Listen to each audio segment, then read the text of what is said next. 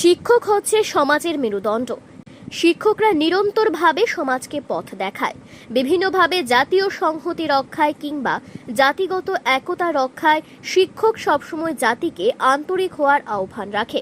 তবে কিছু কিছু শিক্ষক নামের কলঙ্ক আছে, যারা প্রকৃত অর্থে শিক্ষকতার পেশাকে যেমন কলঙ্কিত করছে, ঠিক এর পাশাপাশি গো সমাজকে অন্ধকারের দিকে নিমজ্জিত করার নিরন্তর প্রয়াস জারি রেখে চলেছে। এরকমই একজন হচ্ছেন প্রণব দাস, বর্তমানে মনুবিদ্যা জ্যোতি ইংরেজি মাধ্যম দ্বাদশ শ্রেণী বিদ্যালয়ের একজন শিক্ষক। তিনি ছাত্রছাত্রীদের কি শিক্ষা দেন বা ছাত্রছাত্রীদের কোন বিষয় পড়ান আমরা জানি না, জানতে চাই না।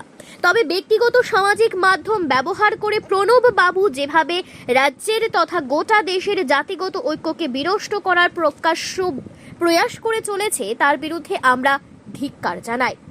কোন বিষয়ে কারো ব্যক্তিগত মতামত থাকতে পারে, এই মতামতগুলো সামাজিক মাধ্যমে দিতে পারেন, তবে যদি এই মতামতগুলো প্রকৃত অর্থে দেশের একতা এবং জাতীয় সংহতির পক্ষে বিপদজনক হয়, বিশেষ করে জাতিগত বৈষম্য তৈরি করার ক্ষেত্রে যদি ভূমিকা পালন করার পক্ষে সহায়ক হয়, তাহলে নিশ্চিতভাবে ভূমিকা গ্রহণ করা উচিত। আজকের এই প্রতিবেদনের সাথে আমরা ফেসবুক পোস্ট দিয়েছি প্রণব বাবু, যাতে উনি লিখেছেন, কোনো মুসলিম ত্রিপুরা আর আমাদের দেশ ভারতে থাকতে পারবে না, সামনে দেখলে মেরে দেওয়ার কথা পর্যন্ত বলেছেন মাননীয় এই শিক্ষক।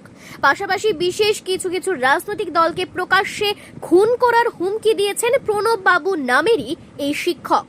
এটা ঘটনা কাশ্মীরের নিন্দনীয় ঘটনার পরিপ্রেক্ষিতে কিছু কিছু সামাজিক কীট সমাজ মাধ্যমকে ব্যবহার করে গোটা সমাজের মধ্যে দূষণের মাত্রা তৈরি করার চেষ্টা করছে, জাতিগত বিদ্বেষ তৈরি করার চেষ্টা করছে।